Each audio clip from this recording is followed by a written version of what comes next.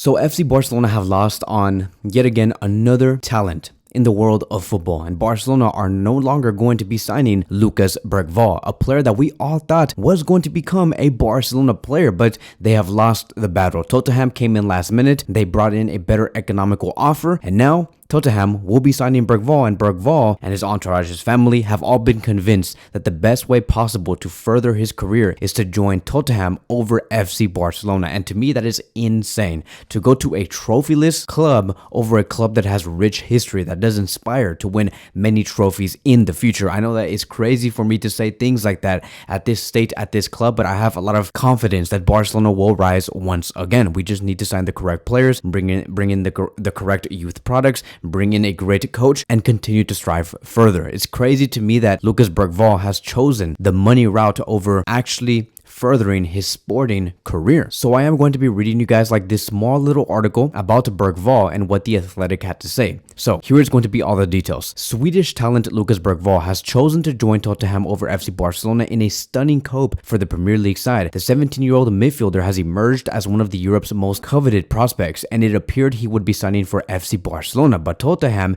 maintained a pursuit led by their Danish technical director Johan Lange and managed to convince Bergvall to opt for them, with a final decision made on Thursday night. The North London team have an agreement in place with his club, worth a fixed fee of approaching 10 million euros plus add-ons. Bergvall is expected to fly to London on Friday, which is going to be his 18th birthday, to undergo a medical and put the pen on paper on a 5-year contract. It is planned that he will stay at his current club for the rest of his season before moving in the summer and being part of Spurs' senior squad. Bergvall visited Tottenham on Monday, which was a meeting key personal including chairman Daniel Levy and the head coach of Tottenham. He was also pictured doing similar at FC Barcelona on Tuesday. A deal was almost done with Barcelona, only for Spurs to persuade Bergvall that his career should continue there, and they will now aim to seal another impressive piece of recruitment. So again, it's crazy. It's crazy to see that how things have changed, and this could be a blessing of disguise. I'm going to be explaining why I am saying this now. Tony Juan Marti also wanted to add that Barcelona had advanced Lucas Bergvall, but his agents pushed his certain aspects playing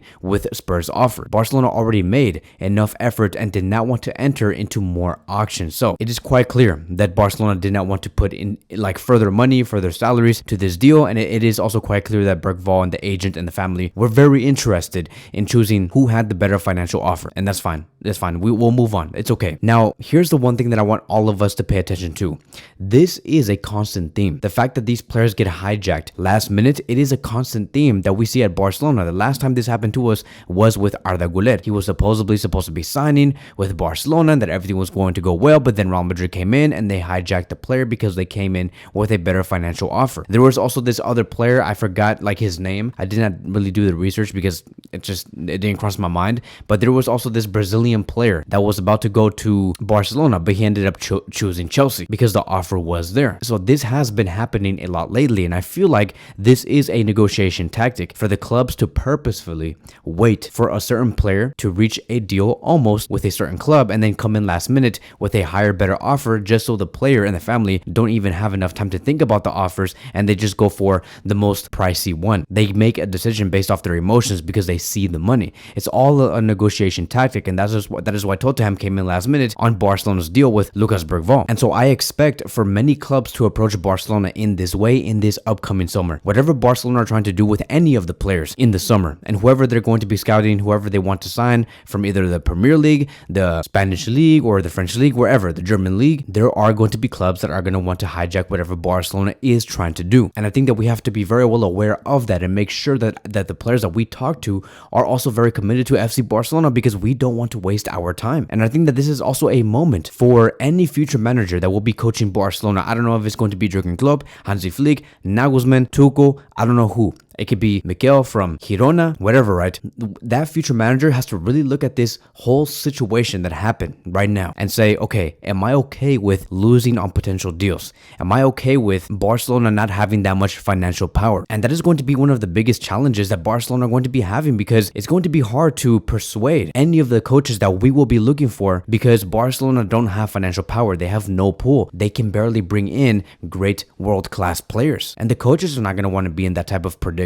And so I understand. Now, I think that this is also an opportunity, right, to move away from us signing another central midfielder, because I think that Barcelona should only be focusing on signing a central defensive midfielder. We have Pedri, Fermin Lopez, Gavi, and Gundogan as interior options. We have 4 total central midfielders, and best believe La Masia will produce another central midfielder probably in the summer or like next season. We will see a brand new youth player come in through the ranks. And then when you look at the central defensive midfield position, which is the pivot position, we have Frankie and Oriol Romeu. One player is not even really a central defensive midfielder, which is Frankie. He is somebody that is in need of a real pivot next to him in order for him to produce his best football. So he is not even really a real pivot. And then we have Oriol Romeu, who is not even technical enough, who does not even play fast enough for us to perform our best possible football. Like, he simply just does not have the level. So I think that we should be using our resources and the resources that we were about to use on Bergvall and put that to a pivot, a world-class pivot. I am dying for Joan Laporta to confirm this, or Deco to confirm this and say, we will be going for a world-class pivot in the summer so we can finally analyze who Barcelona could go for. And I want to know the financials. I want to know what Barcelona are going to be able to afford and not afford. Now, Fabrizio Romano has stated this: Barcelona want to sign a top midfielder next season.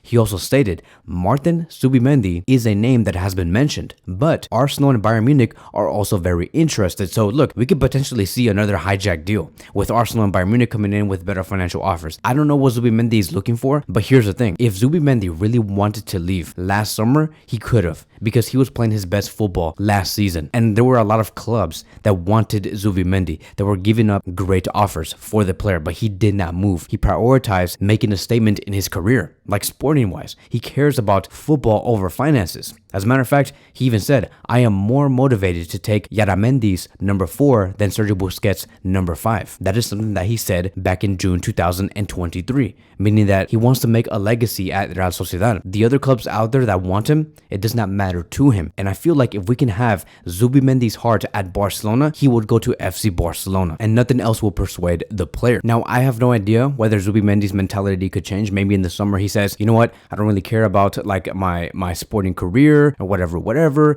and he just cares about seeing the biggest offer and where he can find like the most money. Maybe Zubimendi might end up being like that in the summer. Who knows? And I also think that he said that because he was very confident that he can do very well with Real Sociedad. It did not matter about the other offers because they were going to go to the UCL next season at that time, back on June 2023. Now, currently, they're facing PSG. They're in the next round, so they're also doing very well, with Zubimendi leading the ranks as one of the best players for that club. So he made the correct decision. He did not want to lose this sporting momentum that he was having with his current club. And they're currently in 6th place in La Liga, so I don't know if that's going to be changing anything. If they end up in 6th place by the time the league season is over and they don't make it into the top 4, could he be looking at somewhere else? Could he be looking at a club like FC Barcelona? So signing a pivot is going to be so important, because I don't know if you guys have noticed, and if you guys have been paying attention to this current season, the fact that Barcelona have not been able to have a real pivot in this season.